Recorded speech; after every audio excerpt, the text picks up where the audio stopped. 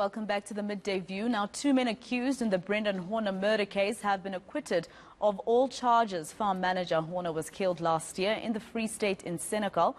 And eNCA senior reporter Aviwe Mtila is covering that story for us, and he joins us now live. Aviwe, I assume you are at the farm where Brendin Horner was killed. Yes, Maseko, at the exact spot where this alleged incident happened. And in fact, I'm going to ask my colleague Tebogo Masilo just to show you the cross where his lifeless body was laying. We do understand that silver cross there, it's got the name written across it, and the pole just right behind it, in fact, was the pole where his body was found. We understand hanging on that pole, strangulation marks around him. I remember speaking to even Brendin Horner's father just some few days later, a distraught father, basically wanting accountability and wanting those that committed this heinous crime to be held to account.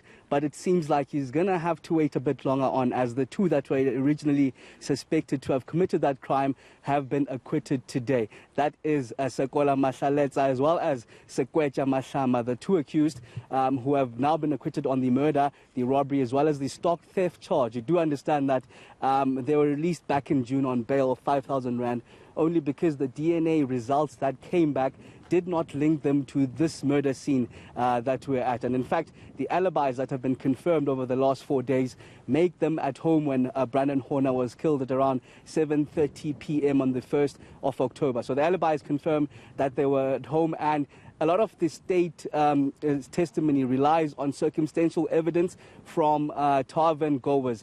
Even remember the scathing judgment presented there by Judge President Kegni Musi, who basically says that to rely on these witnesses would be problematic because they provide a lot of improbabilities, a lot of contradictions, and some lies, just plain lies basically. You'd know that they say that they're the ones that saw the confession the day after, but even that confession that allegedly came from accuser number one, they present different times to when it happened. They present different areas of where it happened. Some of them said it happened outside the tavern, while some said it happened inside the tavern, and the people that were around that also were contradictory. So this is some of what President Judge Musi Kegni had to say presenting that judgment. It is for these brief reasons that I say that the concession made by Mr. Harrington was properly and wisely made. It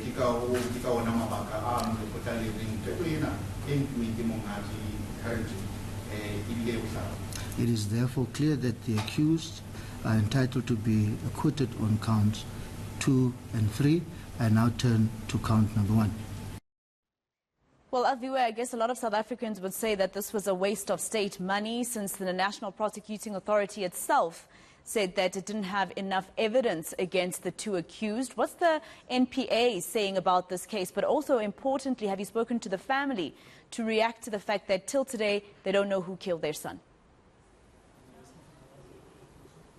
We haven't touched base with the family as yet. You remember, even when I spoke to them days after the murder, they didn't want to speak with the media. I think we're the only ones, in fact, that got a word with the family. But in terms of a way forward now, speaking to the lawyers of the two accused, who do suggest that they will be suing the state. You remember that they were arrested for the last 8 months. In fact, I had a conversation with the accused themselves, who told me briefly just the treatment that they were receiving in jail while they were waiting. Remember, they were only released back in June after those DNA results came back, confirming that they were not linked to the murder in any way.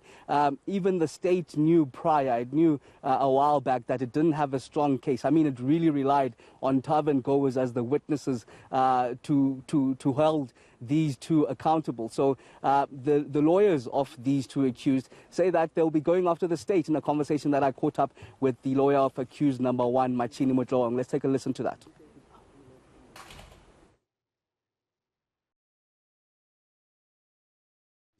I've already received instructions from accused number one.